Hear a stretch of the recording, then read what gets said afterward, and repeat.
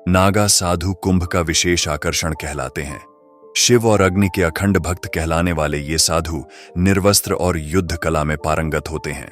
आम जनजीवन से दूर ये साधु कठोर अनुशासन और क्रोध के लिए भी जाने जाते हैं। नागा साधु वे हिंदू साधु हैं जो अपने शरीर को वस्त्रों से नहीं ढकते और युद्ध कला के कुशल विद्वान होते हैं। वे अलग अलग अखाड़ों का सदस्य होते हैं जिनकी स्थापना आदि गुरु शंकराचार्य ने की थी। जटिल प्रशिक्षण की अलग सीढ़ियों को चढ़ने वाले नागा साधुओं की अपनी विशेष रहस्यमयी दुनिया होती है।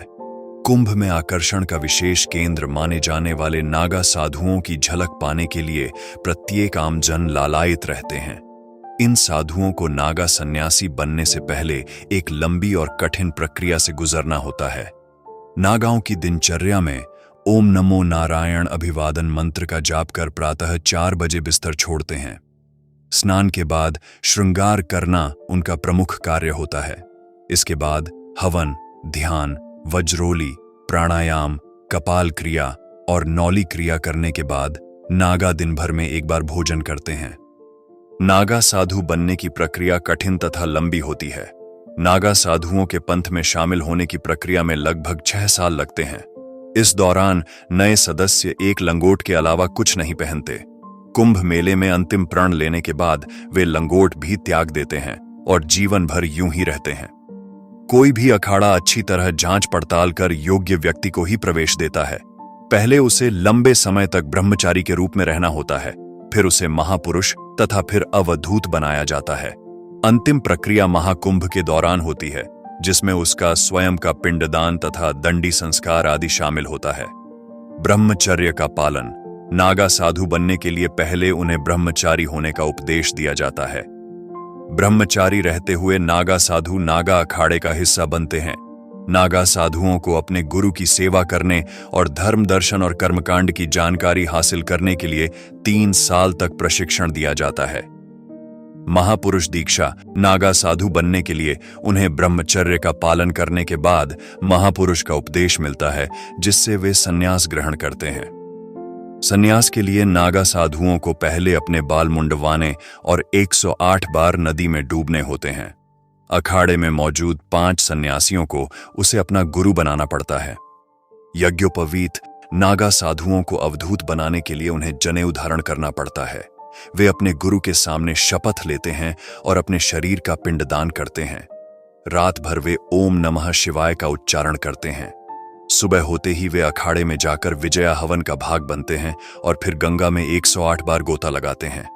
अंत में वे अखाड़े के झंडे के नीचे अपना दंड छोड़ देते हैं। इस पूरे विधि को नागा विजवान संस्कार कहते हैं। पिंडदान। जनेऊ संस्कार के बाद नागा साधुओं को सन्यासी जीवन की शपथ दिलाई जाती है। वे गंगा के तट पर एक सुनसान जगह पर ले जाए जाते हैं और उनका पिंडदान किया जाता है।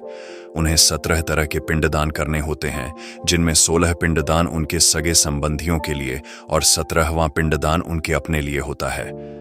लोग मानते हैं कि खुद का पिंडदान करके वे अपनी मृत्यु का घोषणा करते हैं और इससे उनका पिछला जन्म खत्म हो जाता है।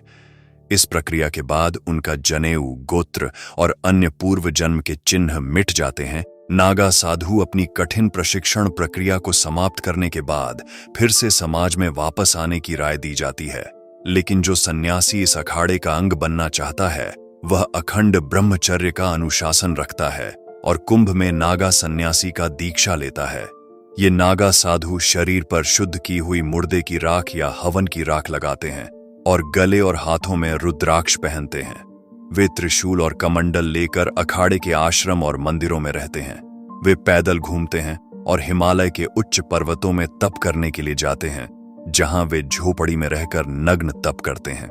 वे भ्रमण करते समय भिक्षा लेकर खाते हैं और उन्हें सिर्फ 7 घरों से भिक्षा मांगने की अनुमति होती है। अगर उन्हें 7 घरों में से भी भिक्षा नहीं मिलती है तो वे भूखे ही रहते हैं। सबसे पहले महर्षि वेदव्यास ने संगठित रूप से वनवासी सन्यासी परंपरा शुरू की। उनके बाद आर्षि शुकदेव ने, फिर अनेक आर्षि और संतों ने इस परंपरा को अपने अपने तरीके से नया आकार दिया। नागा साधु बनने के लिए वह किसी एक सन्यासी अखाड़े का दीक्षा लेता है। हिंदू संतों के कुल 13 अखाड़े हैं, जिनमें से 7 शैव, 3 वैष्णव और 3 उदासीन हैं। इनमें से 7 ही अखाड़े हैं जो नागा साधु बनाते हैं। ये हैं जूना अखाड़ा। यह सबसे बड़ा और प्राचीन अखाड़ा है जिसके संस्थापक आदि शंकराचार्य माने जाते हैं। इसमें लगभग 4 लाख नागा साधु हैं। इसका मुख्यालय द्वारका में है। महानिर्वाणी अखाड़ा यह दूसरा सबसे बड़ा अखाड़ा है जिसके संस्थापक श्री दत्तात्रेय माने जाते हैं। इसमें लगभग 2.5 लाख नागा साधु हैं। इसका मुख्यालय प्रयागराज में है। निरंजनी अखाड़ा यह तीसरा सबसे बड़ा अखाड़ा है जिसके संस्थापक श्री गोरखनाथ माने जाते हैं। इसमें लगभग 2 लाख नागा साधु हैं। इसका मुख्यालय हरिद्वार में है। अटल अखाड़ा यह चौथा सबसे बड़ा अखाड़ा है जिसके संस्थापक श्री कपिल मुनि माने जाते हैं। इसमें लगभग 1.5 लाख नागा साधु हैं। इसका मुख्यालय उज्जैन में है। अग्नि अखाड़ा यह 5वां सबसे बड़ा अखाड़ा है जिसके संस्थापक श्री भर्तृहरि माने जाते हैं। इसमें लगभग 1 लाख नागा साधु हैं। इसका मुख्यालय नासिक में है। आनंद अखाड़ा यह 6ठा सबसे बड़ा अखाड़ा है जिसके संस्थापक श्री आनंदपुरी माने जाते हैं। इसमें लगभग 50,000 नागा साधु हैं। आवाहन अखाड़ा यह 7वां सबसे बड़ा अखाड़ा है जिसके संस्थापक श्री विश्वेश्वरानंद माने जाते हैं। इसमें लगभग 25,000 नागा साधु हैं। इसका मुख्यालय बद्रीनाथ में है। ये 7 अखाड़े नागा साधुओं के लिए महत्वपूर्ण हैं क्योंकि इनमें से ही वे अपना दीक्षा लेते हैं और अपनी शिव भक्ति को निरंतर बनाए रखते हैं। मैं उम्मीद करता हूं कि आपको ये वीडियो पसंद आया होगा।